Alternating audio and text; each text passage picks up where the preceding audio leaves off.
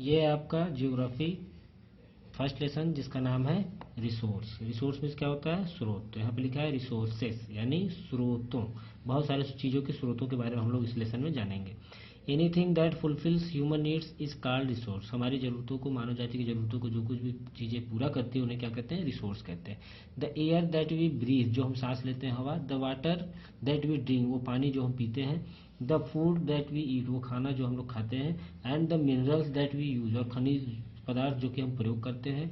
Hour means, हमारा मतलब है कि ऑफ ट्रेवल एंड कम्युनिकेशन, हमारे जो कम्युनिकेशन और ट्रेवल के जो मीन्स हैं, माध्यम से हैं, ये all are example of resources, सभी क्या है? स्रोत के उदाहरण है।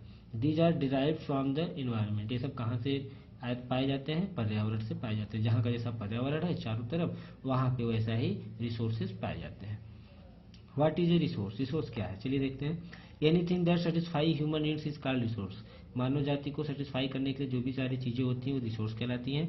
गिफ्ट्स ऑफ नेचर, इसे प्राकृतिक रूप से गिफ्ट भी समझ सकते हैं हम लोग कि जो प्राकृतिक गिफ्ट है वो नेचुरल रिसोर्स है। Such as air, soil, water, forest and minerals, ये सारी चीज़ें क्या है?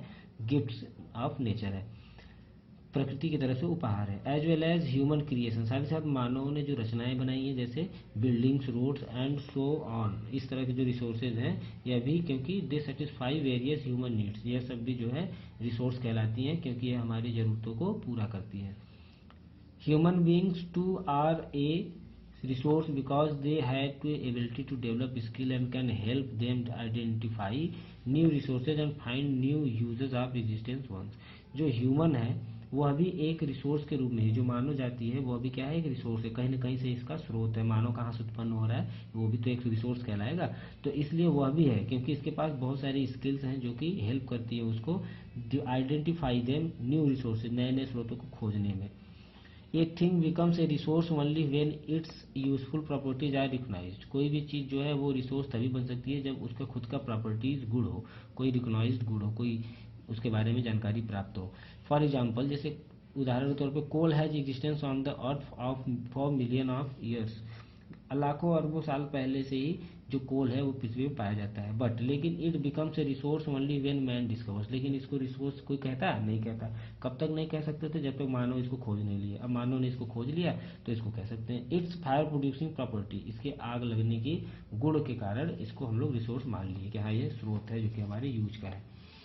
कोल, कोयला, which is now considered by valuable, जो कि आज बहुत ज़्यादा कीमती हो गया है, had no more value than on ordinary rock until it was recognised as a resource. जब तक यह कोई एक स्रोत के रूप में इसको नहीं जाना गया था तब तक यह नो मोर वैल्यू, कोई इसकी कीमत नहीं थी, वैल्यू नहीं थी। सो इसलिए once a things recognised as a resource, जब भी कोई चीज़ स्रोत के रूप में जाना जाता है तो इट रिक्वायर्ड सम वैल्यू, तो उसकी कीमत, उसकी वैल्यू, उसकी उपयोगिता को भी साथ में जाना जाता है, तभी उसको हम कहते हैं कि यह एक रिसोर्स है। नेक्स्ट पैराग्राफ में बच्चों देखेंगे हम लोग वैल्यू ऑफ रिसोर्स, किसी भी रिसोर्स की वैल्यू क्या है। The natural resources are highly beneficial and can be put to any use with human technology efforts. जो प्राकृतिक स्रोत हैं वो बहुत ज़्यादा उच्च स्तर पे लाभकारी हैं और उनको किसी भी मानव टेक्नोलॉजी के प्रयासों में हम लोग शामिल कर सकते हैं। These are the great source of economic wealth of a nation और ए कंट्री, किसी भी राष्ट्र या देश के लिए यह जो है महान स्रोत के रूप में यह पाए जाते हैं या लाभप्रद होते हैं। बट लेकिन इन अर्लियर टाइम्स, लेकिन बाद में फिर द प्रिमिटिव मैन, जो प्रारंभिक आदमी था, वो sustained life at the lowest level and just manage to endure life. जो प्रारंभिक आदमी था वो केवल अपने जीवन को सस्टेन करता था, मतलब जितनी आवश्यकता की चीज़ें थी बस उतने से ही वो अपना जीवन चलाता था और उसको मैनेज करता था। बट लेकिन today in this world of advancement of technology most people wish to do something more better quality of life. लेकिन आज के समय में इतनी टेक्नोलॉजी आगे हो गई है कि बहुत सारे लोग चाहते हैं कि उनकी जो लाइफ है वो बेटर क्वालिटी की हो जाए, अच्छे से रहने लगे, सोफा हो, बाइक हो, फोर व्हीलर हो, हाँ अपाची बाइक है नहीं, एफजेड बाइक चाहिए, वो अभी हो। तो इस तरह से डिजायर लोगों के बढ़ते जा रहे हैं और अच्छे से अच्छा लाइफ जीने की मनुष्य कोशिश करने लगा। नाउ अब human beings want to make their life more comfortable and luxurious, काफ़ी ज़्यादा शान शौकत से भरा हुआ जीवन मनुष्य चाहने लगा, लग्जरियस, सुख सुविधाओं से भरा हुआ। दस इस प्रकार से time and human skill along with modern technologies are most significant factor that help to change natural resource into usable commodities। इस तरह से जो समय बदला है, तो इस तरह से मानवों का जो स्किल है ह्यूमन का, वो आधुनिक टेक्नोलॉजियों के कारण और भी ज़्यादा मोस्ट सिग्निफिकेंट फैक्टर्स और भी ज़्यादा प्रभावकारी रूप से प्राकृतिक रिसोर्सों को यूजेबल बना रहा है और उसका प्रयोग कर रहा है। नेक्स्ट पेज की तरफ देखेंगे। यहाँ दिया हुआ समथिंग एक्स्ट्रा, क्या है ये? 4 types of value attach to resource, 4 प्रकार की बातों को या वैल्यू को अटैच किया जाता है किसी रिसोर्स को देखने के लिए। क्या क्या है? Conservation of forest, animal life and water bodies for future generation had ethical value. जंगल, जानवरों का जीवन और जो पानी वाले क्षेत्र हैं, ये सभी जो है भविष्य के जनरेशन के लिए इथिकल वैल्यू मतलब ऐतिहासिक महत्व रखते हैं। नेक्स्ट पेज पर बच्चों देखो दिया है scenic beauty of sea source, lakes, mountains, national park ETC aesthetic value. जो सीनरी की तरफ खूबसूरती है हमारे इस पूरे ग्लोब में, चाहे किसकी? सी सोर्स, समुद्र के किनारों की, झीलों की, पर्वतों की या राष्ट्रीय जो पार्क हैं उन सब की, वो जो है एस्थेटिक वैल्यू, इनकी भी महत्वपूर्ण उपयोगिताएं हैं। Resource being used for manufacturing और प्रोडक्शन हैव इकोनॉमिक वैल्यू। जो रिसोर्सेज हैं वो सभी जो है मैन्युफैक्चर बनाने के काम में आते हैं नई नई चीज़ों को, इसलिए उनकी इकोनॉमिक वैल्यू भी है। Various acts and regulation related to clean air, water and pollution free environment have legal value. इस तरह से विभिन्न प्रकार के रेगुलेशन, परिवर्तन और साफ हवा, पानी और पॉल्यूशन फ्री, प्रदूषण से मुक्त जो पर्यावरण है, वह भी हमारे लिए लीगल वैल्यू के रूप में उपयोगिता में पाया जाता है। नेक्स्ट है क्लासिफिकेशन ऑफ रिसोर्सेज। जो स्रोत हैं उनको कितने भागों में बांटा गया है?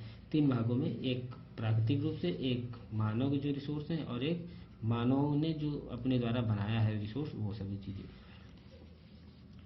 Natural resource, things which were taken from nature and are used without much change are called natural resource. प्राकृतिक रूप से जो भी चीज़ें पाई जाती हैं वो नेचुरल रिसोर्स कहलाती हैं। छोटा सा इसको हम समझ लेंगे, air, water, soil, mineral, rocks, ये सभी जो है नेचुरल रिसोर्स के एग्जाम्पल है। Natural resource are further categorise on the basis of their origin, distribution, renewability and level of development. जो नेचुरल रिसोर्स हैं उनको कैटेगराइज किया गया, आगे हम लोग पढ़ेंगे, अलग अलग वाले स्थान पे किस तरह से, और उनका ओरिजिन कहाँ है, कहाँ से पाए जाते हैं, डिस्ट्रीब्यूशन कहाँ कहाँ उनको भेजा जाता है, और वो रिन्यूएबिलिटी कहाँ का लेवल है, ये सारी चीज़ें हम लोग कैटेगरी वाइज देखेंगे। Let us study the classification of natural resources in details. चलिए देखते हैं origin, basis of origin, origin के रूप में कि कहाँ से वो उत्पन्न हो रहे हैं, उस जगह से यदि हम देखें तो 2 तरह के रिसोर्स बांटे गए हैं, एक बायोटिक, एक abiotic.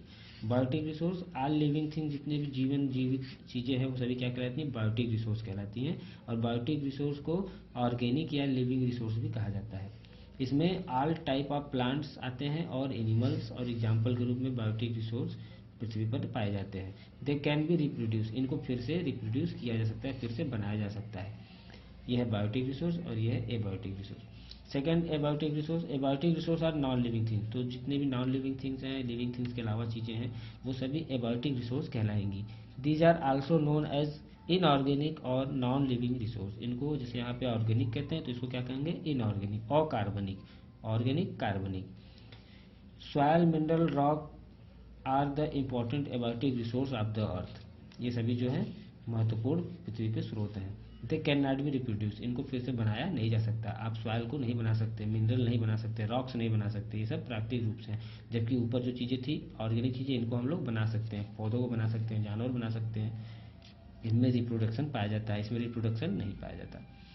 Classification on the basis of distribution, दूसरे नंबर पर है डिस्ट्रीब्यूशन के हिसाब से यदि क्लासिफिकेशन किया जाए तो कितने प्रकार के हैं? 2 प्रकार के। कौन कौन से? यूबिक्यूटियस रिसोर्स और लोकलाइज्ड रिसोर्स। लोकलाइज्ड मीन्स आसपास और यूबिक्यूटियस मीन्स किसी खास जगह पे। There are resources are found everywhere on the earth like air, soil, land, ETC. ऐसी चीज़ें जो हर जगह पाई जाती हैं, जैसे कौन कौन सी चीज़ें पाई जाती है हर जगह? एयर, सॉयल, लैंड, ये सब पाई जाती है। इस तरह की चीज़ों को क्या कहते हैं? यूबिक्यूटियस रिसोर्स कहते हैं। देखिए जैसे यहाँ पे 2 फिगर दिया है, सॉयल और copper.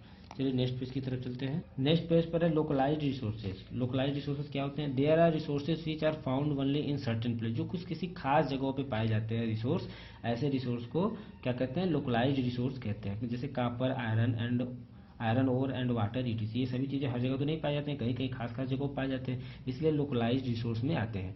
Are the example of localized resources. तो classification on the basis of renewability. Renewability means क्या होता है? रिन्यूएबिलिटी मतलब उनको फिर से उनको नवीनीकरण किया सके, उनको बनाया जा सके। उसके आधार पर यदि देखा जाए तो 2 तरह के हैं। एक है रिन्यूएबल या एग्जिस्टिबल रिसोर्सेज, दूसरा है नॉन रिन्यूएबल, या जिनको नहीं बनाया जा सकता, जिनको नवीनीकरण नहीं किया सकता, जो एक बार बिगड़ गए तो फिर वही रहेंगे, उसको नॉन रिन्यूएबल या एग्जिस्टेबल रिसोर्स कहते हैं। चलिए इसको डिटेल में देखेंगे। पहले को the resources that can renewed और replenished quickly are called renewable resource. ऐसे स्रोत जो रिन्यूड हो सकें, फिर से पाए जा सकें, उनको क्या कहते हैं? Renewable resource. These resources are ultimated unlimited. Unlimited means क्या होता है? इनका कभी अंत ही नहीं है। ऐसे स्रोत जो कि रिन्यूएबल होते हैं, जो रिन्यूएबल में आते हैं, उनका कभी अंत नहीं हो सकता। अनलिमिटेड है, अत्यधिक मात्रा में है। सोलर एनर्जी, जैसे सूर्य का प्रकाश से ऊर्जा है, माना कि उसका भी कोई एक समय होगा, लेकिन वो फिलहाल कल्पना की दृष्टि से बाहर है। अत्यधिक उसमें अनलिमिटेड सोर्स पाए जाते हैं एनर्जी के। उसी तरह वाटर का देखिए, हाइड्रो एनर्जी, वाटर से जो एनर्जी प्राप्त होती है वह भी तो रिन्यूएबल है। आप एक बार ऊर्जा बना लिए, फिर उसी पानी से फिर ऊर्जा बना सकते हैं, समुद्रों में जैसे चलता है। विंड एनर्जी, हवा है, वही हवा इधर से बह रही है तो इधर वाले पंखे से इलेक्ट्रिसिटी बनाते हैं हम लोग, और उधर से बह रही तो उधर घुमा के बनाते हैं, वही हवा, सेम हवा।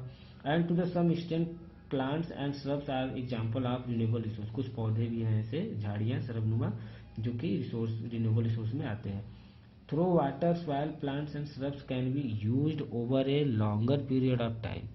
पानी, मिट्टी, पौधे और ये झाड़ियाँ, ये सबको हम लोग लॉन्गर पीरियड ऑफ टाइम, लंबे समय तक यूज कर सकते हैं।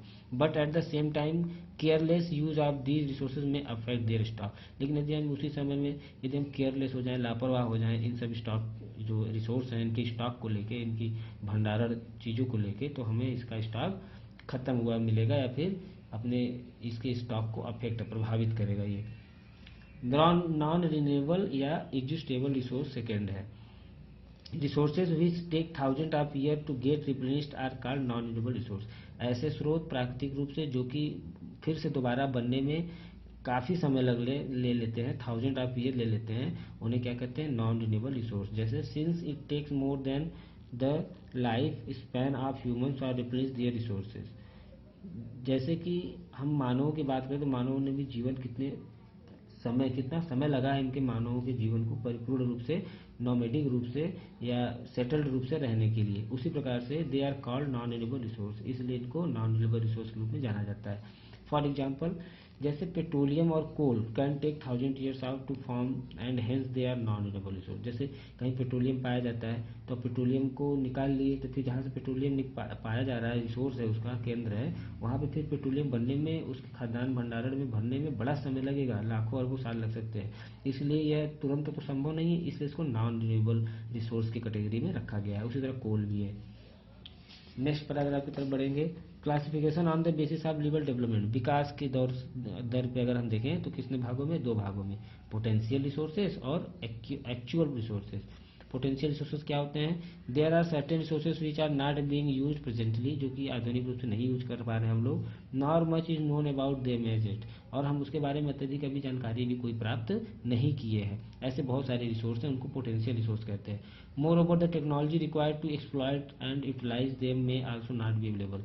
और ऐसा इसलिए भी है क्योंकि टेक्नोलॉजी जो हमारे पास है वो अभी जो ज़रूरत है उसको जानने के लिए, उन चीज़ों को पहचानने के लिए, वो अभी तक हमारे पास उतना सुविधा नहीं हो पाया है। इसलिए बहुत सारे रिसोर्स ऐसे हैं जो कि हमारी जानकारी से अभी दूर है, इसलिए उनको पोटेंशियल रिसोर्स भी कहते हैं। These natural resources are called potential resources. The mineral resource lying under the thick ice sheets of Antarctica are example of potential resources. The mineral resource, जैसे कि अटलांटिका के महासागर में जो बर्फ वाला क्षेत्र जो ऊपर जमा रहता है, सीट बर्फ पूरा जमी रहती है, उसके नीचे तो अभी तो कोई मशीन ऐसा नहीं, कोई नहीं गया ना कुछ किया, क्योंकि बहुत रिस्क होता है। तो इस वजह से वहाँ पे जो मिनरल रिसोर्स हैं वो बहुत सारे हैं, लेकिन हम लोग जानते नहीं है, इसलिए उसके बारे में नहीं जानते, इसलिए उसको पोटेंशियल रिसोर्स के रूप में जाना जाता है। The technology to extract them from such a great depth is not yet developed. उनकी गहराइयों से, डेप्थ मीन्स गहराई से, कोई भी ऐसी टेक्नोलॉजी नहीं है एक्सट्रैक्ट उनको निकालने के लिए उनकी गहराई से, कोई डेवलप नहीं हुआ। इस तरह से लिए वो पोटेंशियल रिसोर्स कहलाते हैं। The potential resources of today में become the actual resources of tomorrow. जो आज के पोटेंशियल रिसोर्स हैं वो हो सकता है कि हम लोग की स्किल इतनी डेवलप हो रही है कि आगे चल के कुछ ना कुछ हम लोग रिसर्च कर लें तो टुमारो यानी आने वाले कल के लिए ये रिसोर्सेज जो है एक्चुअल रिसोर्सेज बन जाएंगे। हाँ, ये एक्चुअल में रिसोर्स है। सेकेंड देखेंगे हम लोग actual resources. These resources which are actually in use और already being utilized by human are called actual resources. वो सारे स्रोत जो कि आज हमारी जानकारी में है और यूटिलाइज, उनको निरूपण करके हम लोग उसका यूज कर रहे हैं, वो सभी एक्चुअल रिसोर्स कहलाते हैं। जैसे energy resources such as coal, petroleum, uranium, ETC are actual resources. ये सब चीज़ों की खोज भी हो चुकी है, इनके प्रयोग भी हम जानते हैं, इसलिए इनको क्या कहते हैं, एक्चुअल रिसोर्स कहते हैं। For example river Sultan's has been 10 power projects have been set up on it and electricity is being generated। जैसे एग्जाम्पल में नदियों में बहुत सारे डैम वगैरह लगाए जाते हैं और पावर प्रोजेक्ट बनाए जाते हैं, वो सब जनरेट कर दिए गए हैं या बनाए जाते हैं। This has become develop resource, इस तरह से रिसोर्स के डेवलप करने में बहुत सहायक होते हैं। These resources are not always fully exploited as the, next page पे चलेंगे। As the technology available with us sometimes makes their use uneconomical। कभी कभी टेक्नोलॉजियाँ ऐसी होती हैं जो कि उनके प्रयोग करने के बाद भी ये जो चीज़ें हैं, रिसोर्सेज हैं, वो अनइकोनॉमिकल, हमारे आर्थिक रूप से लाभप्रद नहीं होती। जैसे एग्जाम्पल तौर पे we have one of the largest reserve of iron ore and coal in the world but we don't have the technology to exploit them in the best possible manner. जैसे हमको पता है कि आयरन और कोल का बहुत ज़्यादा रिसोर्स है हमारे इस ग्लोब में, वर्ल्ड में, लेकिन हम उसको अच्छे प्रकार की टेक्नोलॉजी अगर ना हो तो उसको हम एक्सप्लॉइट नहीं कर पाएंगे, उसको निकाल नहीं पाएंगे। और बेस्ट पॉसिबल मैटर, साथ ही साथ उसका प्रयोग हम लोग इतना अधिक ज़्यादा मात्रा में कर रहे हैं कि एक्सप्लॉइट, उसको नष्ट कर रहे हैं। उनके बेस्ट पॉसिबल मैनर से हमको उसको यूज करना चाहिए। 10 इस प्रकार से we fail to get the optimum benefits, इस प्रकार से हम उनके लाभ को पूरी तरह से लेने में असमर्थ हो रहे हैं, फेल हो जा रहे हैं। सेकंड नंबर पर है ह्यूमन रिसोर्स। अभी हम लोग नेचुरल रिसोर्स पढ़े थे, अब ह्यूमन रिसोर्स देखेंगे। People who are useful to society are called human resource. ऐसे लोग जो सोसाइटी के लिए लाभप्रद होते हैं वो ह्यूमन रिसोर्स कहलाते हैं। किसी सोसाइटी को बनाने के लिए जो आदमी लोगों की जरूरत होती है उन्हें क्या कहते हैं, human resource. What sorts of people are useful to others, कौन से लोग किसके लिए जरूरी है। The people who are healthy, educated, skilled and have right moral values are useful to the society. ऐसे लोग जो स्वस्थ हैं, शिक्षित हैं, स्किल गुणों से भरे हैं और जिनके पास राइट मोरल वैल्यू, जिनके पास अच्छे अधिकार वाले वैल्यूज हैं, ये सभी जो है सोसाइटी के लिए यूजफुल होते हैं।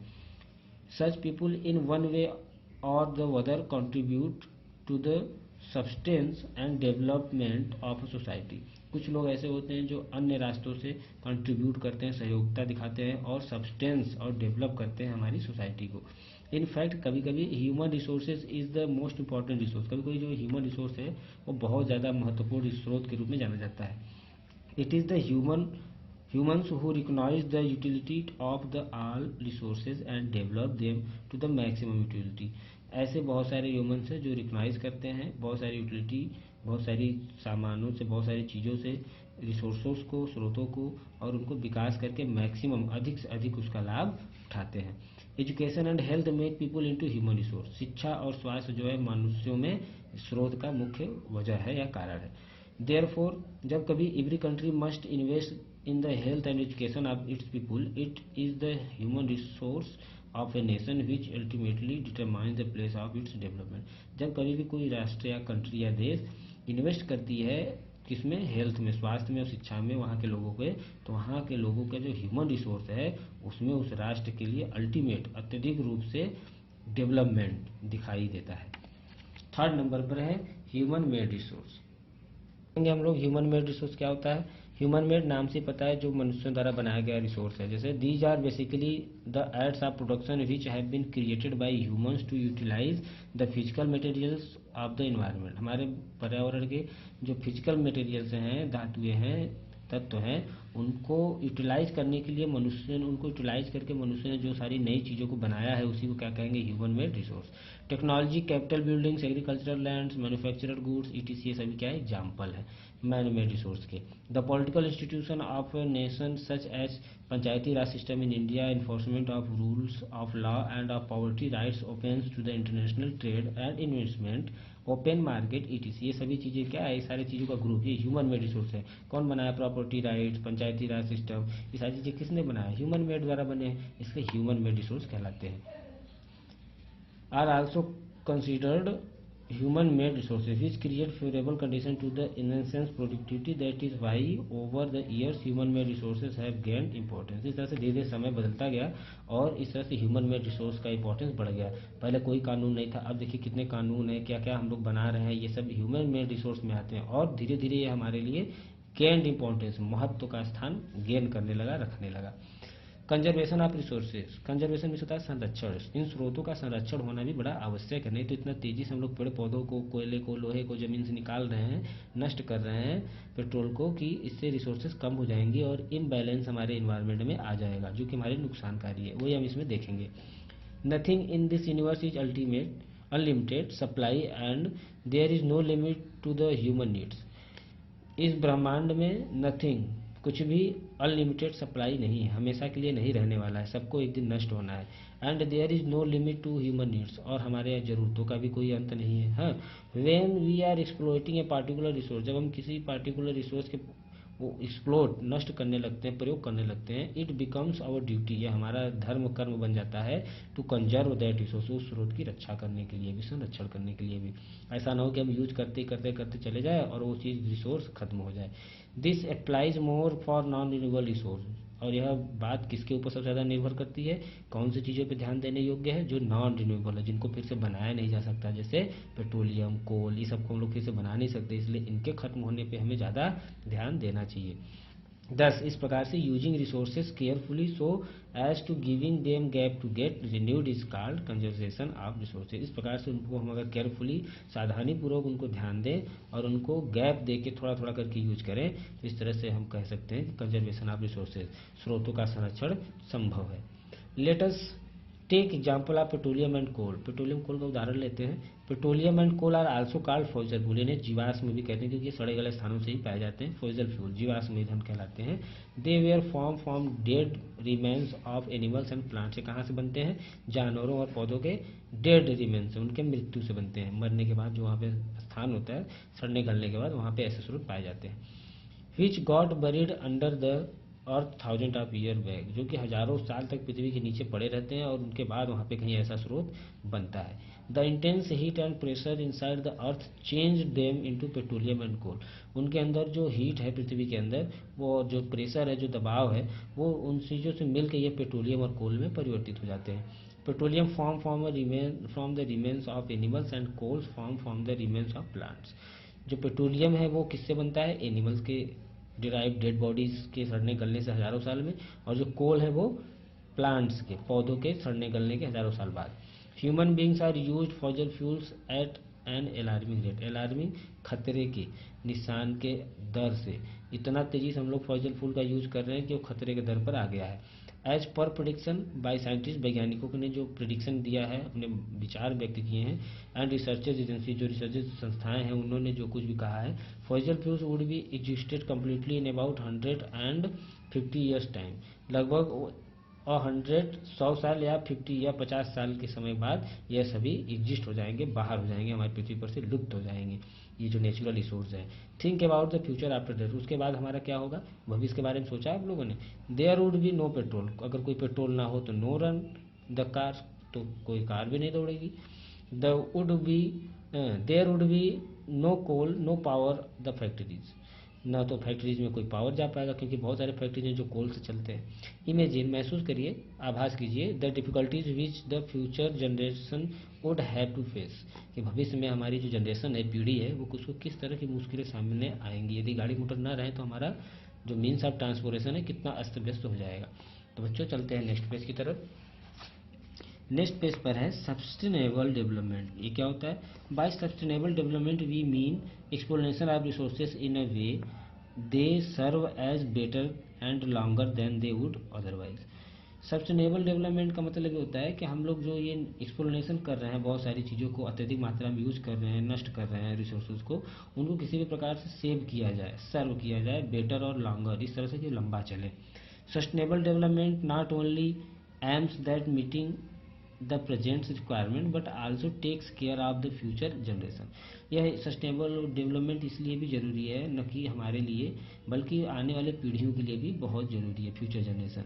Following are the some principle of sustainable development, कुछ फीचर्स हैं, ये सब चीज़ें हम लोग अगर करें तो हम हो सकता है रिसोर्स को बचाने में सफल हो जाए।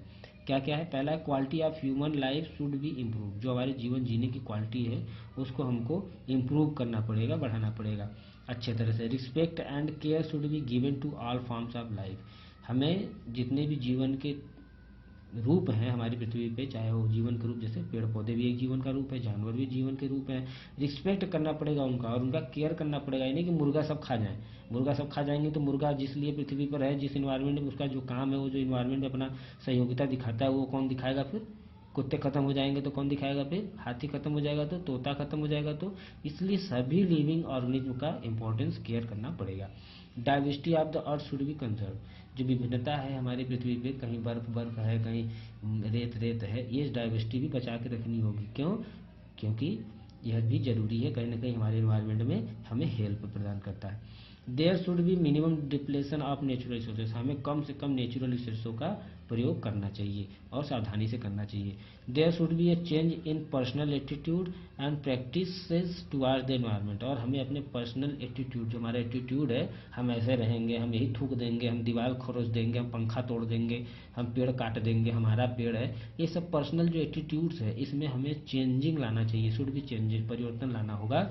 एंड प्रैक्टिस, और इसका अभ्यास करना होगा टुवार्ड एनवायरनमेंट, और पर्यावरण के साथ इसका अभ्यास करना होगा। ये मुख्य टॉपिक है जिसको सस्टेनेबल डेवलपमेंट कहते हैं। और केवल सस्टेनेबल डेवलपमेंट के कारण ही इसी आधार पर हम अपने नेचुरल रिसोर्स को बचा सकते हैं, कंजर्व कर सकते हैं। ये टाइम टू रिवाइज है, देखिए, anything that satisfy need is called resources. ये आप लोग पढ़ लीजिएगा, बहुत छोटा सा है। इस वीडियो को एक बार, दो बार, तीन बार देखो और अच्छे से समझो क्वेश्चन आंसर एक्सप्लेनेशन। उसके बाद आप लोगों का अपकमिंग टेस्ट में आप लोगों को पार्टिसिपेट करना है। Bye bye.